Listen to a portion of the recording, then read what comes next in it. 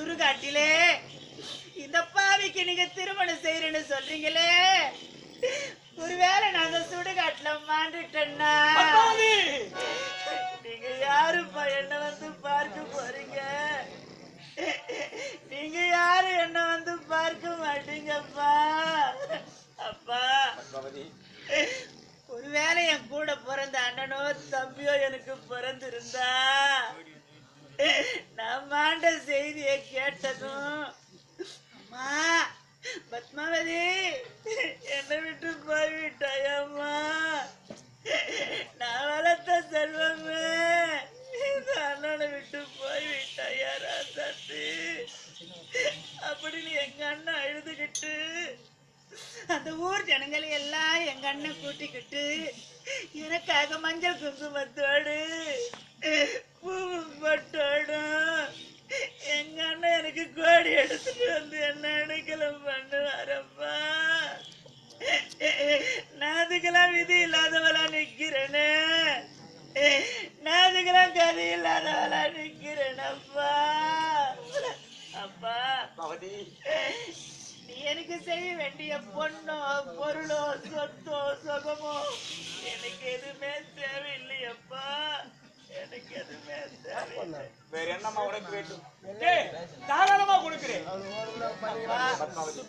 ஒரு பொண்ணு பிறந்த வீட்டுல இருந்து எதுப்பா கேட்பா? தாய் வீட்டு 1000 சண்டை சச்சரவு இருந்தாலும் ஒரு பொண்ணா பிறந்துட்டா தாய் வீட்டுல இருந்து ஒரு பொண்ணு கடைசியா எதிர்பார்ப்பா.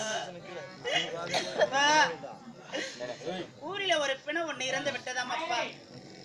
கூடி நின்று ஜனங்கள் எல்லாம் அழுது கொண்டிருந்தார்கள். அதில ஒரு பெண் எழுந்து கேட்டா, பொழுது சாய்ந்து விட்டது, இன்னும் ஏன் இந்த பிணத்தை எடுக்கவில்லை என்று ஒரு பெண் கேட்டாலப்பா. அதற்கு இன்னொரு பெண் எழுந்து சொன்னா, இந்த பிணத்தை ஏன் இன்னும் எடுக்கவில்லை தெரியுமா? இந்த பிணத்துக்கு இன்னும் தாய் வீட்டு கோடி வரவில்லை, அதனால் தான் இந்த பிணம் இன்னும் காத்து கொண்டிருக்குது என்று சொன்னார்கள் அப்பா. அதுபோல என்ன அனாத பணமா மட்டும் விட்டுடாதீங்க தந்தையே, என்ன அனாத பணமா மட்டும் விட்டுடாதீங்கப்பா. பாவி நான் உயிரோடு இருக்கும் போதே எனக்கு நீங்க பிறந்து விட்டு கோடி போட்டு அனுப்பிடுங்க.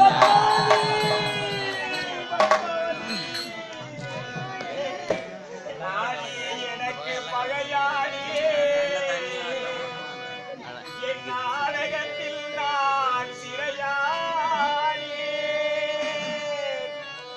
தேனே உனக்கு தெரியாது அந்த தெய்வம் வராமல் விளங்காது, விதியும் மதியும் வேறம்மா அதன் விளக்கம் நான் தான் பாரம்மா. விதியும் மதியும் வேறம்மா அதன் விளக்கம் நான் தான் பாரம்மா.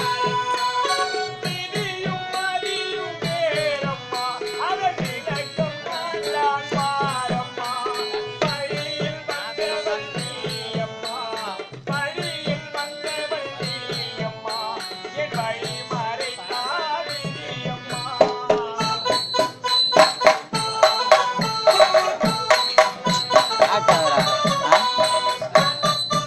மூன்றரை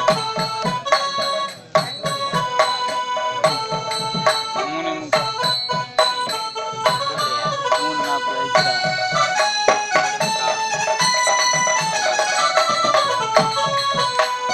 பகலில் தோன்றும் நிலவு கண் பார்வையில் மறைந்த அழகு. பகலில் தோன்றும் நிலவு கண் பார்வையில் மறைந்த அழகு. பகலில் தோன்றும் நிலவு கண் பார்வையில் மறைந்த அழகு. திரை மூடிய சிலைதான், திரை மூடிய சிலைதான், அந்த சிலைக்குள் மலர்ந்த மலர்தான் அழிக்கும் எனது காதல்.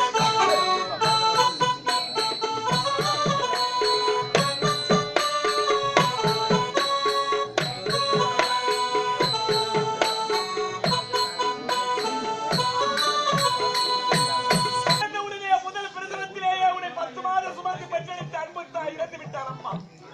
அப்பொழுதே சிறிய குழந்தையாக இருக்கும் நீ இறந்து விட்டு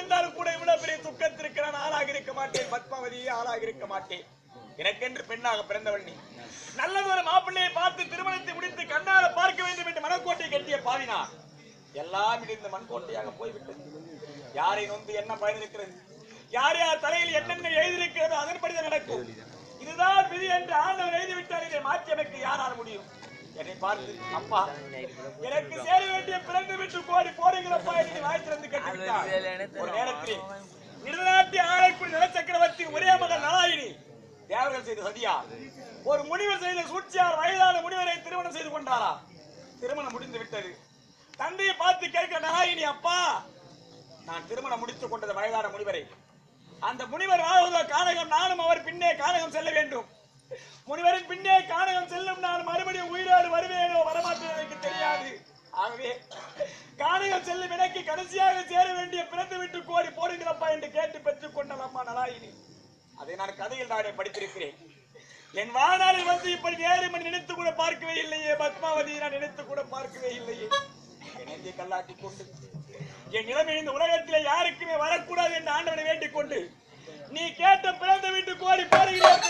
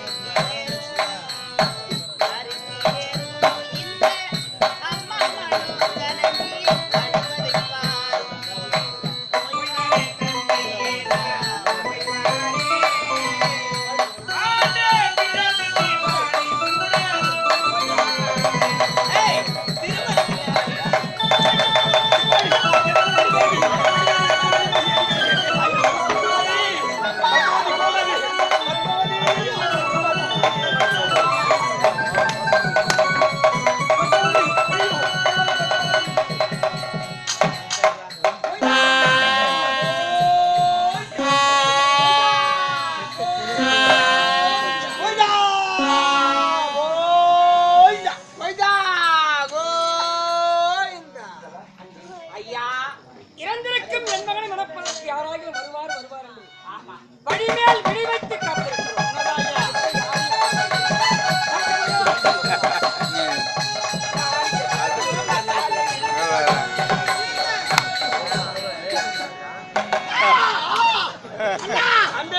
நகைக்கடை விளம்பரம். ஆமா. கலிதா ஜுவல்லரி. செய்கூலி சாதாரண தள்ளுபடி. வாங்க வேண்டிய இடம். உத்தரமல்லூர். வேறு எங்கும் கிளைகள் கிடையாது. ஆமா. வாருங்கள், இன்றொரு நாள் மட்டும் சலுகை. ஒரு சவரம் எடுத்தா 2 சவரம் இலவசம். ஆமா. தம்பி, அது கூட கிடையாது போல. யாரு பாரு. நெசமா. உண்மை. நெசமா. எனக்கு உட்டும்பு சரியில்லை. ஊச்சு ஒன்று சொருமா. தம்பி, நெசமாலப்பா. யார் தெரியுமா? யாரு? இதான் ஆயம்மா. முட்டை போடுமே. ஆமா. போ. ஆயம்மா முட்டை போடுமா?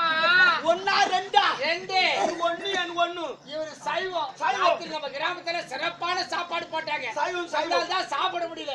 இவரு சைவம். எப்பவுமே சாப்பாடு தான். சைவம். இதுவே எங்க நாடாக இருந்தா, அம்மா எப்ப வந்தீங்க? இப்பதான வந்தீங்க. என்ன சாப்பிடுறீங்க? பால் சாப்பிடுறீங்களா? பழம் சாப்பிடுறீங்களா?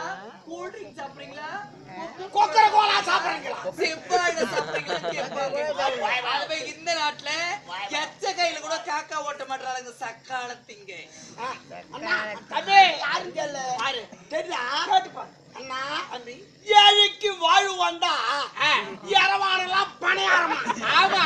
இன்னும் சொல்ல கேட்டு பாத்தியா? அர்ப்பனுக்கு வாழ் வந்தா அடுத்த ராத்திரில கொடை பிடிப்பாங்களா? அது போல கதையாகுது. அதே சரி, நான் நண்டுக்குன்னு வரேன். சரி, கத்துருவாப்பா. அம்மா, ஆறு நானா? ஆறு இல்ல, மரூரா? மதுர். நீ புத்திலிதானே. ஆரணி பக்கத்துல மாம்பாக்கண்ணா. மாமாக்குமா? ஆமா. நான் யார் சேர்த்தா? யார் நீ? இந்த நாட்டு சேனாதி பேதி. அப்படியா? சீத பேதி. பின்னால ஆளுக்குது. வாங்கி பேதி. உனக்கு எந்த பேதி வேணும்? எனக்கு எந்த பேதியும் வேண்டாம். கேட்டுக்கு முன்னாடி ஈட்டு பிரிக்கிறவெல்லாம் பேசுறது நான் கிடையாது. விட்டாதான் உள்ள போகணும். ஓட்டு விடு. மண்ணால சந்திக்க வேண்டும். ஆகட்டும். யாரோ ஒரு அம்மா வந்து பழம் சீக்கிரம் வரவிடு. மாமா. மண்ணா, வடக்கு மண்ணா. லீலாம்பரி படையப்பா. எந்த நாடு? மங்களபுரி நாடு. நான் மணப்பெண். நீவன பெண்ணா? என்று ஐயா, நாம் என்ன உரைத்திருக்கிறோம்? கண்ணி கழியாத ஒரு பெண்ணை திருமணத்தை முடித்தால்தான் என் மகன் சொர்க்கம் அடைவான். ஆமா. உங்களுக்கு ஏற்கனவே திருமணம் நடக்கிறது. அறுத்து போட்டு கட்டிக்கிறேன். திருப்பி அனுப்பாதீங்க. என் முன்னாடி போய் 3 நாள் ஆச்சு. நான் தனியே தாங்கிறேன். என் பக்கம் தள்ளி நான் பாத்து கிடக்குறேன். விளங்காதவனே, கண்டனே தின்னாது. எங்க உடம்பு கட்டு போகுது. எங்க ஒரு நாளைக்கு இட்லி, ஒரு நாளைக்கு பொங்கல் சாப்பிடுறது இல்ல. அதுவே மெச்சுமோ சொல்ல இத்தனை மெச்சுமோ உடலுக்கு உணவு, உடல் உறவுக்கு எய்ட்ஸ். ஐயோ, அப்படியா? அப்படி இருக்கிற நான் அப்படியா இருக்குவேன். எதையும் சாப்பிடாது. ஒண்ணு சாப்பிடு. மனைவி மட்டும். அம்மா, மன்னா, நான் மணப்பெண் கிடையாது. மங்களபுரி நாட்டு மன்னருடைய மனைவி என்னுடைய பேர் வசந்தரா. அப்படியா? என்னுடைய மகளை உன்னுடைய மகனுக்கு வளர்ப்பதற்காக வந்து நீ மட்டும் தனித்து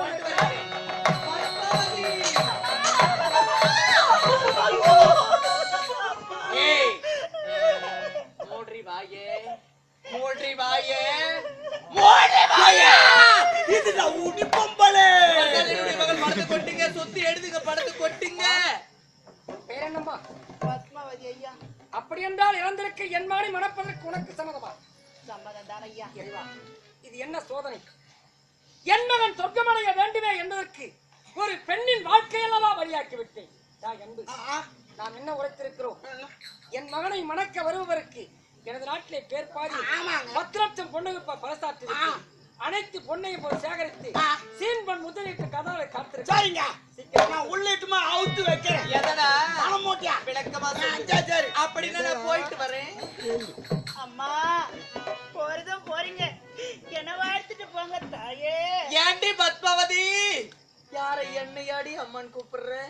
நீ அம்மான்னு கூப்பிட்டதா அப்படி எனக்கு ஜில்லு எங்க எங்க சில்லுங்குது எங்க எங்க மேல இருந்து கீழே வரைக்கும் ஐயோ என் உடம்பு சூடாகுது எங்க வச்சு எடுத்துக்கிட்டா சில்லுங்க கை வச்சு எடுத்துக்கிறேன் சீ ஐயோ பத்மாவதி உன்னை நான் தெரியாம தான் கேக்குறேன் என் அம்மான் கூப்பிடுறிய நீ எந்த விதத்துல என் அம்மான் கூப்பிடலாண்டி ஏண்டி என் வயித்துல இருந்து கிழிச்சு எடுத்தாங்களா இல்ல பிளந்து எடுத்தாங்களா இல்ல வெட்டி எடுத்தாங்களா இல்ல வேரோட அறுத்து எடுத்தாங்களா எப்படி நீ என்ன அம்மான் கூப்பிடலாம் எப்படி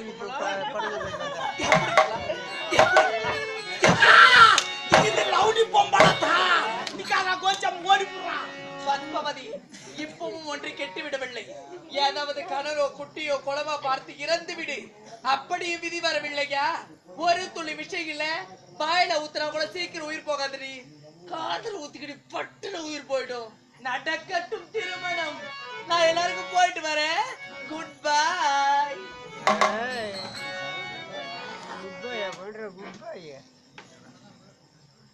அன்பார்ந்த கலையன்பர்களே, ஒரு மனிதன் வாழ்க்கையில பிறக்கின்றான்.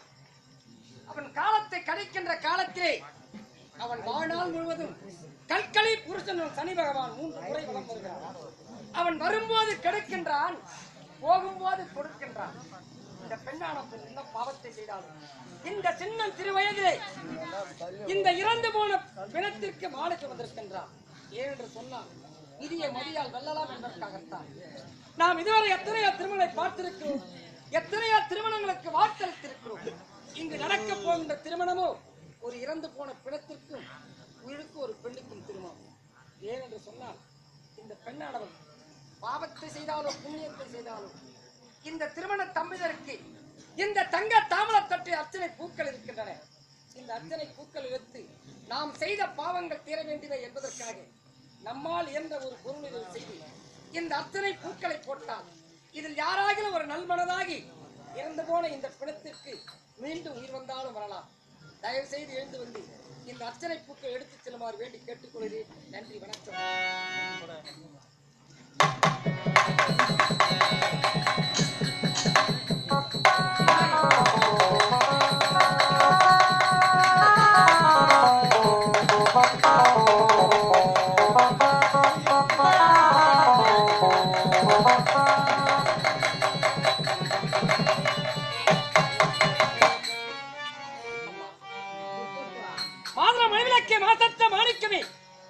பெண்குலத்தின் பொன்விளக்கி என் மகன் இறந்திருக்கின்றான் தெரிந்திருந்தும் தன் வாழ்க்கை அர்ப்பணித்திருக்கிறார்.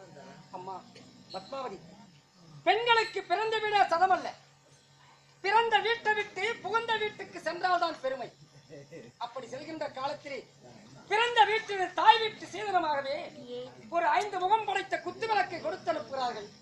தன்னுடைய மாமியார் இல்லத்துக்கு எடுத்து செல்கிறார். தன் மாமியார் வரவேற்கின்றார். மருமகளே, என் வீட்டுக்கு வாழ வந்த திருமகளை இந்த விளக்கை ஏற்று என்று சொல்லுகிறார்கள். விளக்கை ஏற்றுவது என்று சொன்னால் எண்ணெயை விட்டு திரிய வைத்து விளக்கேற்றுவது அல்ல. எந்த ஒரு மணப்பெண்ணும் மாமியார் இல்லத்திலே விளக்கேற்றுகின்ற காலத்திலே முதல் திரை ஏற்றும் போது என்ன மனதில் நினைத்து ஏற்ற வேண்டும் தெரியுமா? நான் இந்த குடும்பத்திலே இருப்பவரிடத்தில் அனைவரும் அன்போடு நடந்து கொண்டு ஏற்ற வேண்டும். இரண்டாவது ஏற்றுகின்ற திரியை இந்த குடும்பத்தினர் மன உறுதியோடு வாழ்வேன் என்றுதான் ஏற்ற வேண்டும். மூன்றாவது ஏற்றுகின்ற திரியை இந்த குடும்பத்தினர் நிதானமாகவே செயல்படும் என்றுதான் ஏற்ற வேண்டும். நான்காவது ஏற்றுகின்ற திரியை இந்த குடும்பத்தை நான் சமயோசிதமாகவே நடத்தி செல்வேன் என்றுதான் ஏற்ற வேண்டும். ஐந்தாவது ஏற்றுகின்ற திரியை இந்த குடும்பத்தில் எடுத்து நடந்தாலும் நான் சகித்துக் கொள்வேன் என்றுதான் ஏற்ற வேண்டும். உன் தாய் வீட்டிலிருந்து வந்து இருக்கிறாய், என் வீட்டுக்கு விளக்கேற்ற வந்த திருமகளை என் மகன் இறந்திருக்கின்றான் தெரிந்திருந்த தன் வாழ்க்கை அர்ப்பணித்து விட்டார். இனி முதல் எனக்கு அவன் மகனே அல்ல, என் மகனை உன் களத்தில் ஒப்படைக்கிறேன். அவனை எரிப்பதோ அல்லது புதைப்பதோ உன் கடமை தாயி. என்னை மன்னித்து விடு, நான் வருகிறேன். பெரியவர்களே, தாய்மார்களே, இந்த அம்மாவை பார்த்தா பாவமா இருக்குது. செத்து போன பணத்துக்காக தாலி கட்டிக்கிறாங்க. அங்கிருந்து வந்து இந்த பூ எடுத்து ஆசீர்வாதம் பண்ணிட்டு உங்களால முடிஞ்சது ஒரு 5-10 போட்டு வாத்து போனீங்கன்னா உங்க குழந்தைக்குட்டினா ஒரு தர்மம். அம்மா வாங்க, ஐயா வாங்க, ஆசீர்வாதம் பண்ணுங்க, எல்லோரும் எழுதுவாங்க. வாங்கம்மா வாங்க. குத்தி விளக்கணைந்ததம்மா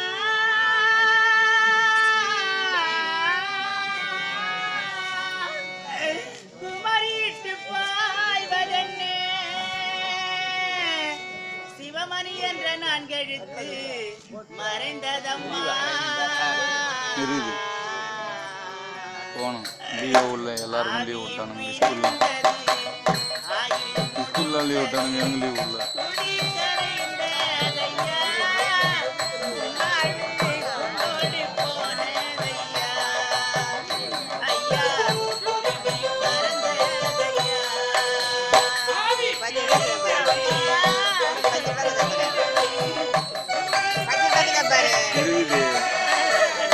இருக்குது. பத்திராக்குது அதான்.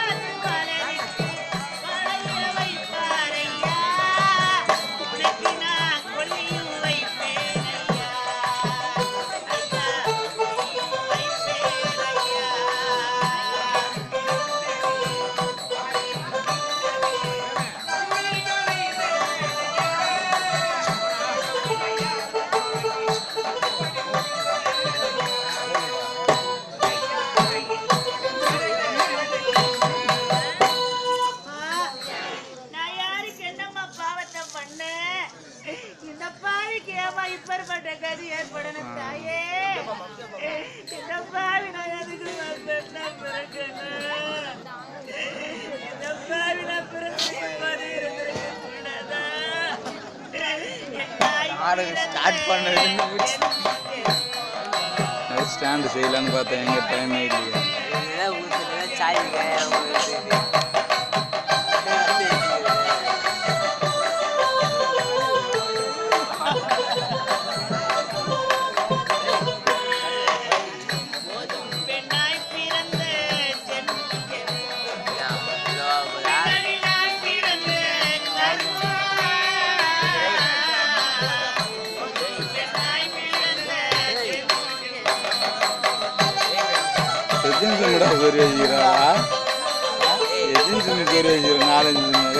அவனே போடுறா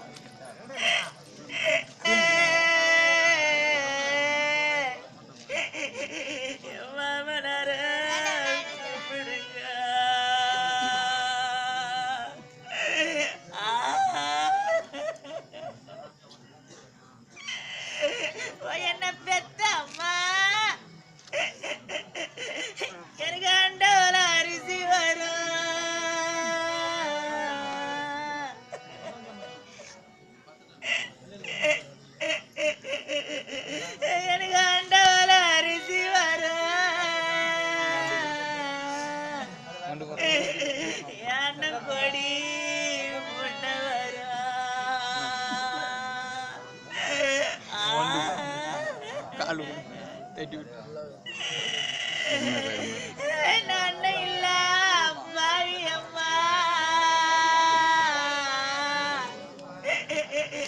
ரொம்பவே அழுதுதான் மணிரண்ணா.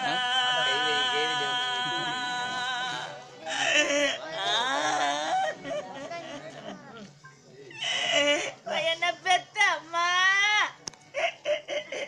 எனக்கு தவளையில அரிசி வரும்.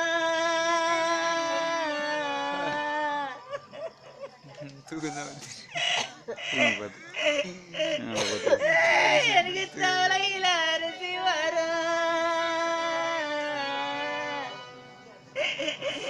என் தம்பி கொடி பொண்ண வரும்.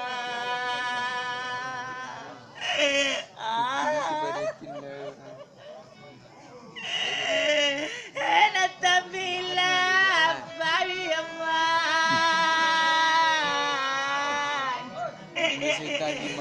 பாவின தத்தளிச்சு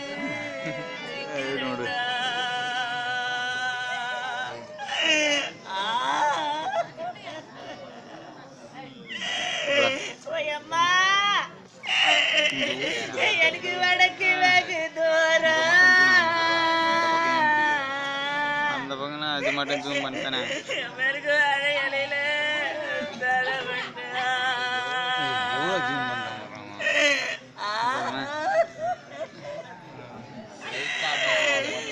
என்னவா நடிக்க தாயும் இல்லை.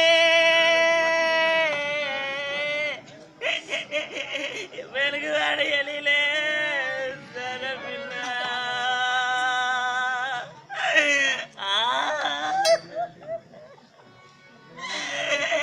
அம்மா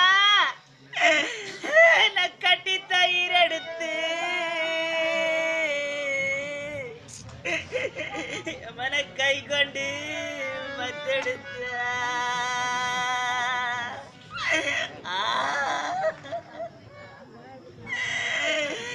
சாஞ்சி கடையும் போது எனக்கு சங்கு சத்தம் கேட்டதம்மா.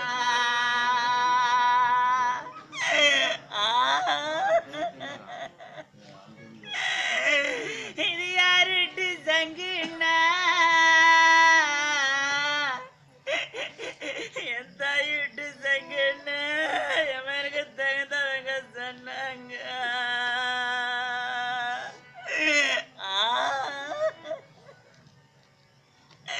அம்மா எனக்கு அப்பா திடுக்குனுச்சு. எமையான பலம் கும்பிடுச்சு.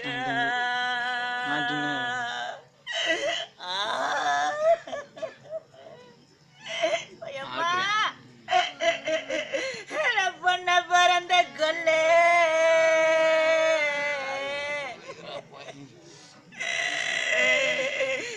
பாவி பொண்ணா பிறந்த கொல்லே பாவி மண்ணா பிறக்கலையா.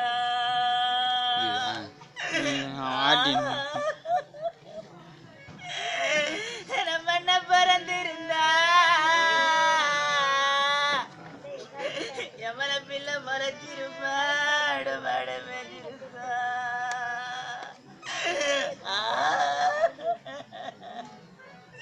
ஐயப்பா எனக்கு கைய கத்துறண்டா.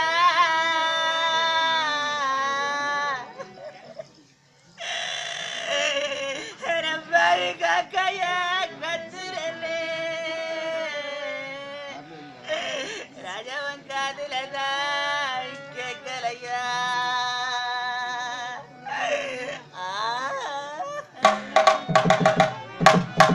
எப்பா நான் என்னதான் உன்னை வச்சுக்கின்னு அழுதுகிட்டு இருந்தாலும் என்னை எழுந்து நீ அழாதனா சொல்ல போறேன். அந்த பாயும் கடவுள் என் தலையில என்ன எழுதிருக்கிறானோ இந்த பாவி தலையெழுத்து என்னவோ அதன்படிதானே நடக்கும். என் விதிப்படி நடக்கட்டும் ராஜா, என் தலை விதிப்படி நடக்கட்டும் அப்பா. கரந்த பல் சனம் புகுமா, கருகிய பொருள் வருமா, உடைந்தது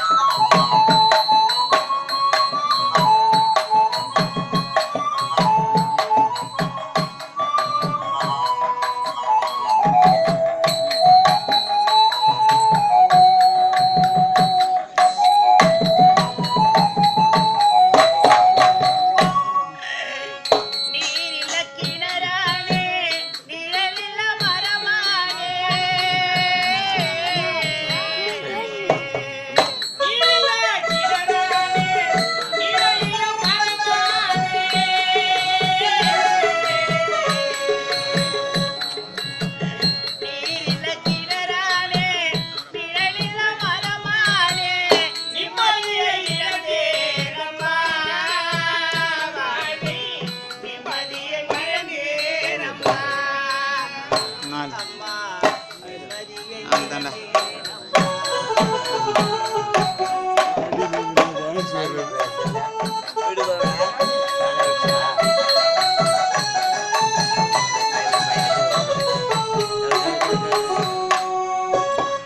என் போன்ற பெண்களுக்கு இந்த நிலைத்தான் எதற்கு? என் போன்ற பெண்களுக்கு இந்த நிலைத்தான் எதற்கு? என் போன்ற பெண்களுக்கு இந்த நிலைத்தான் எதற்கு? எவருக்கும் கூடாதம்மா வாழ்க்கை, எவருக்கும் கூடாதம்மா அம்மா, எவருக்கும் கூடாதம்மா.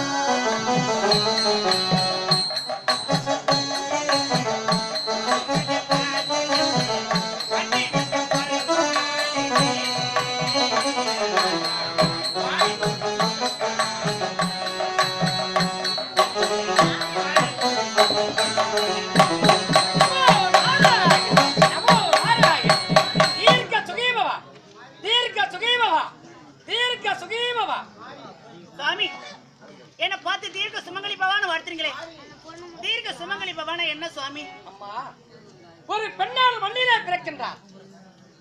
பிறந்த பெண்ணானவள் கர்ப்பத்தை 300 நாள் சுமக்கின்றார். சுமந்த கர்ப்பமானது மண்ணிலே ஜனமாகிறது. அவள் ஜனமான போது அவள் கன்னியாக பிறக்கிறாள். கன்னி பருவத்தை விட்டு மங்கை பருவடைகின்றாள். மங்கை பருவடைந்து ஒரு பெண்ணுக்கு மனமான தேர்ந்தெடுத்து மனப்பந்தலிலே உறவினர் அனைவரும் சேர்ந்து தீர்க்க சுமங்கல் ஜபவா, தீர்க்க சுமங்கல் ஜபவா, தீர்க்க சுமங்கல் ஜபவா, தீர்க்க சுமங்கல் ஜபவா ஏனென்று சொன்னார். இப்போது வாழ்த்துகிறார்கள் மனப்பந்தலிலே, நீ பூவும் பொட்டோடு இருக்க வேண்டும் வாழ்த்துகிறார்கள். அதைதான் நானும் வாழ்த்திருக்கிறேன். அப்படியா? ஆமாம்மா. சுவாமி, நான் எந்த நிலையில இருக்குன்னு தெரியுமா? மஞ்சள் மனமாறாது இப்போது புதிய திருமண தம்பதியா இருக்கிறாய். அதில் என்ன சந்தேகம்? இறந்து கிடக்கு இந்த பிணம் யார் தெரியுமா? என்னம்மா சொல்லுகிறாய்? இவர் என் கணவர் சுவாமி. நமோ நாராயணா. அதிகாலை வந்து என் முகத்தில் நானே விழித்துக் கொண்டேனா. இறந்து போன பிணத்துக்கும் உயிருக்கு ஒரு பெண்ணுக்கல்லவா தீர்க்க சுமங்கல் ஜபவா என்று வாக்களித்திருக்கேன். அம்மா, பிறப்பது ஒரு முறை, இறப்பது ஒரு முறை. இறந்தவன் இறக்கத்தானே செய்கிறான். அவன் அறுவடை காலம் முடிந்து விட்டது. அவனை எடுத்து அடைக்கலம் செய், நான் வருகிறேன். நமோ நாராயணா. என்ன சுவாமி இது? என்னை பார்த்து தீர்க்க சுப மாங்கலி பவான் வாழ்த்துட்டு போறன்னு போய்கிட்டே இருக்கிறீங்களே, என்னை வாழ்த்துனீங்களே, அந்த வாழ்த்து உண்மைதானே? அதில் என்ன சந்தேகம்? வாழ்த்துனீங்கல்ல, ஆமா. உயிரை கொடுத்துட்டு போங்க. நமோ நாராயணா. நான் உயிர் கொடுப்பதா? நானோ திருநோக சஞ்சாரி. 14 உலகங்களே இதுவரை 13 உலகம் சென்றேன். ஏதோ இன்று விதிவசத்தால் நான் பூலோகத்தின் வழியாக வந்துவிட்டேன். நானும் உன்னை வாழ்த்து விட்டேன். ஆனால் என் வாக்கு பொய்க்காது. உன் கணவனுக்கு உயிர் கொடுக்க என்னால் ஆகாது. எறும்பு 8000 ஜீவராட்சி படைத்தாலே என் தந்தை பிரம்மதேவன். ஒருவேளை என் தந்தை பிரம்மதேவனால் உயிர் வந்தாலும் வரலாம். உன் பொருட்டு அங்கிருந்து அவரை இங்கழைத்து வருகிறேன். வரும்போது உஷார் என்று சொல்வேன். மறக்கான் பாதத்தை பற்றிக்கொள், பிறகு நான் பார்த்துக் கொள்கிறேன். நமோ நாராயண. உச்சி மலத்தோப்புக்குள்ள ஒரு பூவு பூத்ததம்மா, உச்சி விட்டு சாமி நெஞ்சில் குடி போத பார்த்ததம்மா.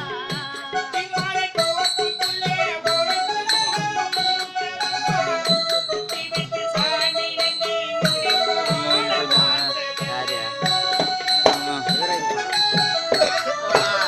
அப்படியே தலைதான் நம்ம ஆட்டில் அடிச்சிருவேன். உச்சி மலத்தோப்புக்குள்ள ஒரு பூவு பூத்ததம்மா, உச்சி விட்டு சாமி நெஞ்சில் குடி போத பார்த்ததம்மா. பச்சை மண்ணை போல பால் மரத்தி தவிக்குதம்மா, பாக்கு வச்சு பாரிசம் போட்ட பாதையெல்லாம் வெறுத்ததம்மா. சாமி கொண்டு வச்சு கொண்டு சாதி ஒத்தையடி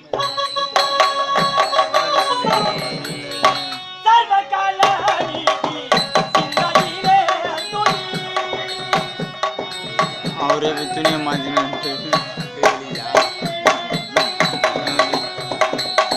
கையாது.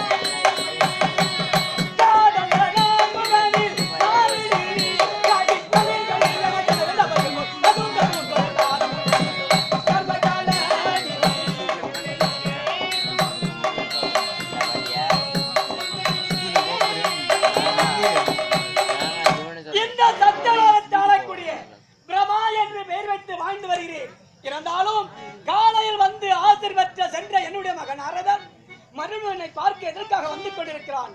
நாரதனை பார்க்கலாம். நமோ நாராயண அழைத்தவன் குமரிக்கு வருகிறேன் கீதையிலே கண்ணன் பார்ப்பவர் கண்ணுக்கு தெரிகிறேன்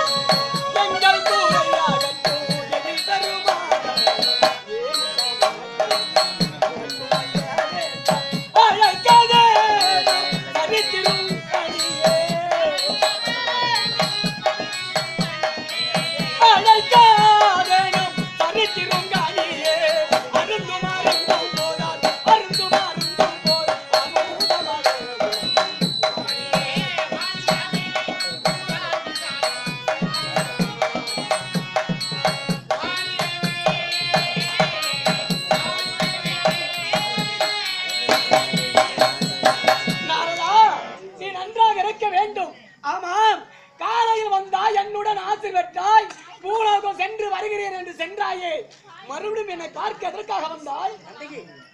அதிகாலை வந்த சந்தியா மந்திரம் முடித்து விட்டு நேம விஸ்தங்களை முடித்துக் கொண்டு இன்று பூலோகத்தின் வழியாக சென்றேன். ஆமா, சென்ற வழியை ஒரு அதிசயத்தை கண்டுவிட்டு. என்னது? பூலோகம் சென்ற வழியில ஒரு அதிசயத்தை கண்டாயா? அது என்ன அதிசயம்? தந்தையே, ஒரு முள்ளங்கி 2 வண்டியில போய்கொண்டிருக்கிறது. என்னது? அதிசயம் இல்லை. ஒரு முள்ளங்கி 2 வண்டியில் போய்கொண்டிருக்கிறதா? இதுதானே படைக்கக்கூடிய கர்த்தா. நமது தந்தைதான் படைத்திருப்பார். சந்தேகம் எனக்கு பிறந்து விட்டது. அதற்காகத்தான் அங்கிருந்து விரைந்த சத்தியலோகம் வந்திருக்கின்றேன். அப்படியா நாரதா? இதை கேட்கும் போது எனக்கும் அதிர்ச்சியமாக இருக்கிறது. அப்படி என்றால் அந்த அதிசயத்தை நான் பார்த்தால் என்ன? உண்மை. படைத்தவர் சென்று பார்த்தால் தானே நீர் படைத்திரா இல்லையா என்று உனக்கே தெரியும். ஆமா, அப்படி என்றால் போகலாமா? புறப்படு, போகலாம். நாரதா, எதற்காக நின்று விட்டாய்? ஏன் நின்று விட்டாய் நாரதா? தந்தையே, உன்னை விதி விடவே இல்லை பாவம். நாரதா என்ன சொல்கிறாய்? விதி விடுவதில்லையா? நீ சொல்வது ஒன்றுமே புரியவில்லையே. எழுதக்கூடிய அவர் இருந்தாலும் விதி ஒன்றுதானே. ஒரு நேரத்திலே நான் திருவாதிரை திருநாள் என்று சொன்னேன். என் வார்த்தை கேட்டு கைலைக்கு சென்றாய். அங்கு திருவாதையும் அல்ல திருமாலும் அல்ல, பரமனோ படியாக்கு சென்று விட்டார். அரியணை காலியா இருந்தது. அதிலே அமர்ந்து விட்டு நீ அமர்ந்தவுடனே தங்களுக்கு உறக்கம் வந்து விட்டது. நீ உறங்கி விட்ட பிறகு உமா பார்வதி வந்து பார்த்தான். பரமனோ படியளந்து விட்டு உறங்கியிருக்கிறார். அவர் நித்திரபங்கம் செய்யப்படாது என்பதற்காக அன்னவரும் தங்கள் மடி மீது உறங்கி விட்டார். பரமனோ படியளந்து விட்டு விரைந்து வந்து பார்க்கின்றார். நீ உறங்கிக் கொண்டிருக்கின்றீர். உங்கள் மடி மீது உமா பார்வதி உறங்கிக் கொண்டிருக்கிறார். பரமனுக்கு கோபம் வந்து விட்டது. அடி உமா, இந்த பிரம்மனுக்கு உனக்கு எத்தனை கள்ள காதல் என்று கேட்டார். பார்வதி கண்ணிழித்து பார்த்தார். பரமனோ நின்று கொண்டிருக்கின்றார், பிரம்மனோ உறங்கிக் கொண்டிருக்கின்றார். அதற்கு பார்வதி உரைத்தார், சுவாமி அது என் தவறல்ல. பரமனுக்கும் 5 சிரம், இந்த பிரம்மனுக்கும் 5 சிரம். இருவரும் ஒருமுகமாய் இருப்பதால் பரமனா பிரம்மனா தெரியாமல் தான் இது தவறு நடந்துவிட்டு சொன்னார். பரமனுக்கு கோபம் பிறந்துவிட்டது. தங்கள் சிரத்திலே ஒரு சிரத்தை கிள்ளி எறிந்து விட்டார். அன்று என் வார்த்தையை கேட்டு அங்கு சென்றதால் கையில மலையிலே ஒரு சிரமே போய்விட்டது. இன்று வரப்போகின்றீர். அதுதான் சொல்ல வந்தேன். விதிவிடவில்லை. இதான் சொல்கிறாயா? சரி, புறப்படி போகலாம். அல்லவா? மணி மாலை ஒன்னி தினந்தோறும்